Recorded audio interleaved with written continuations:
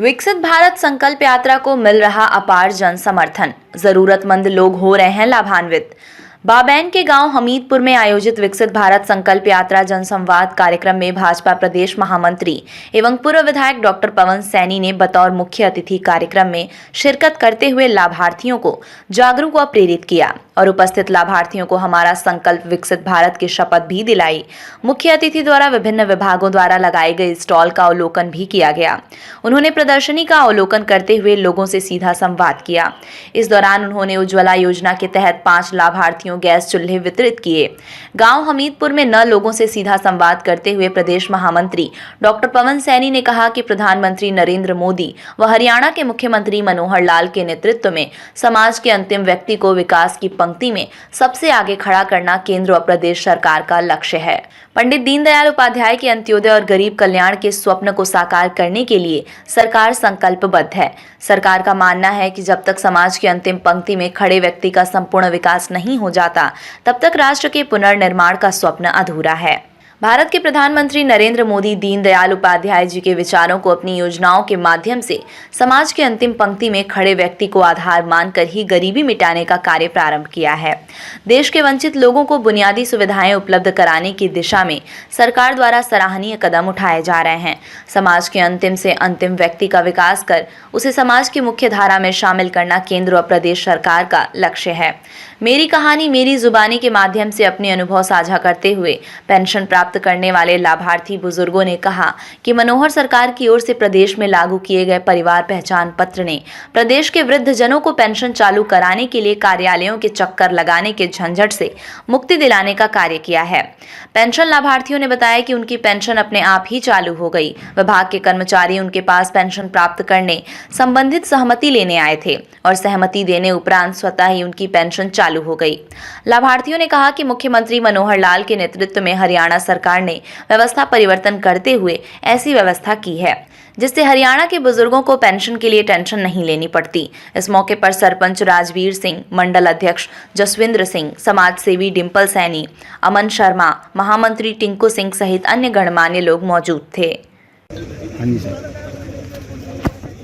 देश के प्रधानमंत्री नरेंद्र मोदी जी ने और माननीय मुख्यमंत्री मनोहर लाल जी ने देश और प्रदेश के लिए जो भी जन कल्याणकारी नीतियाँ, जो भी योजनाएं, उन सभी योजनाओं को उनकी जानकारी देने के लिए और जिस चीज़ की भी योजना की गारंटी मोदी जी ने दी है कि वास्तव में ये संकल्प यात्रा है, भारत विकसित संकल्प व जनसंवाद यात्रा, जो देश के और प्रदेश के हरियाणा के प्रत्येक गांव में जाने वाली है, ये लोग इनको मोदी जी की गारंटी की यात्रा इसको बोल रहे हैं।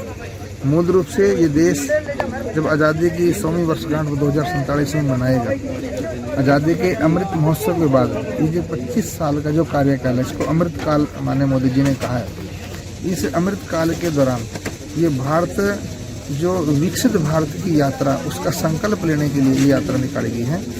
ये लाडवा विधानसभा क्षेत्र का 4था गांव इसका है। गांव इसरेडी में मैं यहाँ हूँ। सारे के सारे जो एक सचिवालय के अंदर लोग काम कराने के लिए जाते थे, वो माननीय मुख्यमंत्री मनोहर लाल जी ने पूरे हर गांव के अंदर सभी अधिकारी अपना जो है ना साजो सामान लेकर के वो यहाँ पर उपस्थित हैं और प्रत्येक ऐसे ही यात्रा जब गांव में जाएगी तो सभी विभागों के अधिकारी वहाँ पर पहुँचते हैं और लोगों की समस्याओं का समाधान तुरंत करने का काम करते हैं।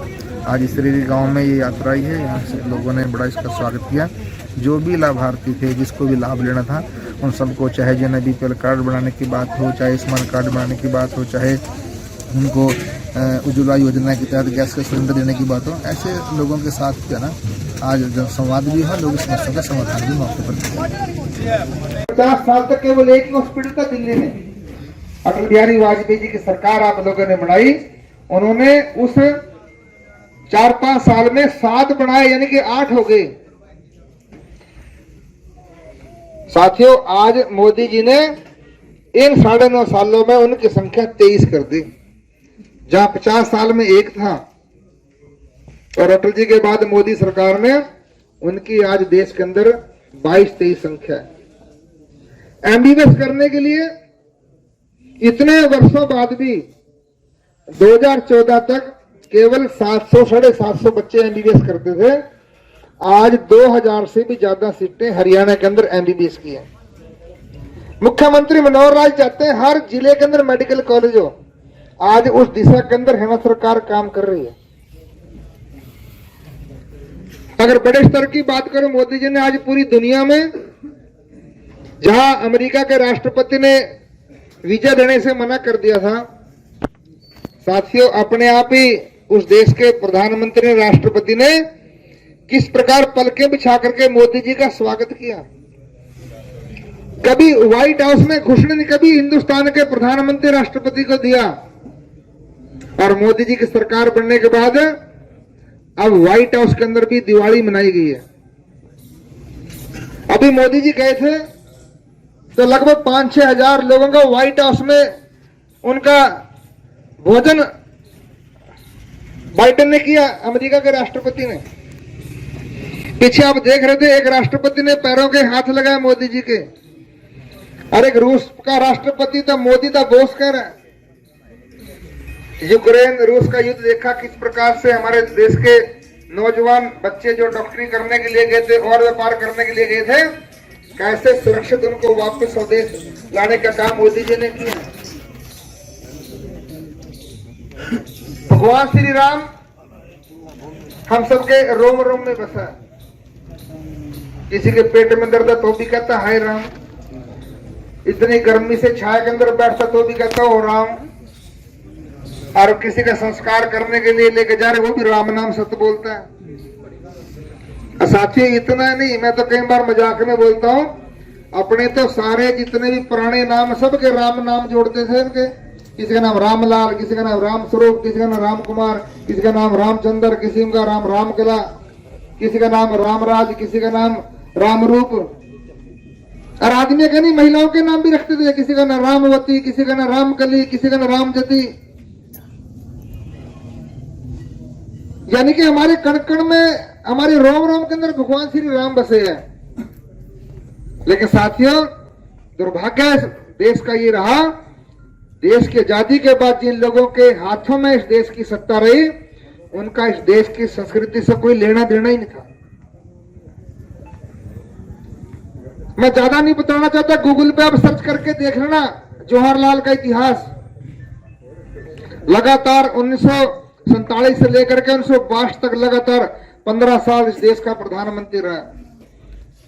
1964 से लेकर के 1983 तक एक ही इस देश की प्रधानमंत्री इंदिरा गांधी रही है। झूठे नारे लगा करके कांग्रेस के साथ, गरीब के साथ, कांग्रेस के साथ, जन आम आदमी के साथ केवल वोट बैंक समझने का काम किया।